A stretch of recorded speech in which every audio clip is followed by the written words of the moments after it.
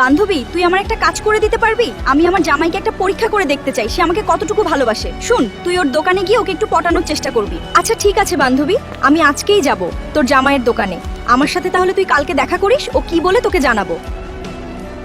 Hello ma'am, বলেন আপনার কি লাগবে, কি দেখাবো আপনাকে? না না, আমি এখন কিছু নিব না। আমি আপনাকে একটা কথা বলতে আসলাম। আপনি দেখতে অনেক সুন্দর, আপনি কি আমার সাথে প্রেম করবেন? আমি আপনাকে অনেক আগে থেকেই দেখছি, আপনাকে এই কথাটা বলার সাহস পাইনি, তাই আজ সাহস করে বলেই দিলাম। আপনি কি আমার প্রস্তাবে রাজি?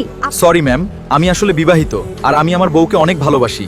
আপনি হয়তো আমার ব্যাপারে না জেনে আমাকে প্রস্তাবটা দিয়েছেন। ভালো হয় এই ব্যাপারটা আপনি ভুলে গেলে। আপনি বিবাহিত হলেও আমার সমস্যা নেই, আপনি ভেবে দেখবেন। শুনুন, আমি আমার নাম্বার আপনাকে দিয়ে যাচ্ছি। যদি আপনি রাতের ভিতরে কল না দেন তাহলে বুঝবো আপনি আমার প্রস্তাবে রাজি না। বান্ধবী, তোর জামাই আসলেই একজন ভালো মানুষ, ও তোকে অনেক ভালোবাসে। আমি কালকে অনেক চেষ্টা করলাম, নাম্বার দিয়ে আসলাম, তবুও কল দেয়নি। হ্যাঁ বান্ধবী, আমি ওকে বিশ্বাস করি, তবুও তোকে দিয়ে একবার চেক করালাম। আচ্ছা চল আমার সাথে ওর দোকানে চল, ওর সাথে কথা বলে আসি। কি ব্যাপার ফুলকপি, তুমি কি ওকে চেনো? ও কালকে কি করছে জানো? তোমাকে আবার উল্টাপাল্টা কিছু বুঝায়নি তো? তোমরা একসাথে কি করছো আমাকে বলো, সবকিছু খুলে বলো তো। ও আমার বান্ধবী, আসলে ওকে আমিই বলেছিলাম তোমার সাথে এই অভিনয়টা করার জন্য। আমি আসলে দেখতে চেয়েছিলাম তুমি আমাকে কতটা ভালোবাসো। ও আচ্ছা, তাহলে এই ব্যাপার। তুমি জানো না আমি তোমাকে কতটা ভালোবাসি। যাক, এখন তো নিজের চোখেই দেখলা। তো বন্ধুরা, ভিডিওটি ভালো লাগলে লাইক, কমেন্ট ও ফলো করে দিও।